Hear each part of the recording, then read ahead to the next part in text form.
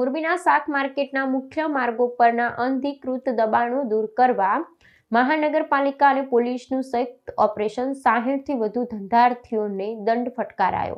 મોરબીમાં મહાનગરપાલિકા અને પોલીસ તંત્રની સંયુક્ત ટીમો દ્વારા આજે શાક માર્કેટ વિસ્તારમાં દબાણ હટાવવાની મેગા કાર્યવાહી હાથ ધરવામાં આવી હતી। શહેરના મુખ્ય માર્ગોને ખુલ્લા કરવાની હેતુથી તંત્ર દ્વારા આ સંયુક્ત ઓપરેશન દરમિયાન રોડ પર અનધિકૃત રીતે ખડકાયેલા દબાણો દૂર કરવામાં આવ્યા હતા। આ કડક કાર્યવાહીને કારણે લાંબા સમયથી અવરોધિત થયેલા માર્ગો પરથી વાહન વ્યવહાર પૂર્વવત થવાની શક્યતા છે।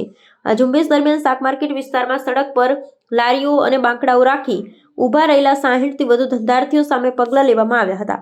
મહાનગરપાલિકા દ્વારા આ નિયમ ભંગ બદલ ₹20,000થી વધુનો દંડ પણ સ્થળ પર જ ફટકારવામાં આવ્યો હતો। વારંવારની ચેતવણીઓ છતાં દબાણ ન હટાવાતા ધંધાર્થીઓ સામે તંત્રએ કડક વલણ અપનાવ્યું હતું।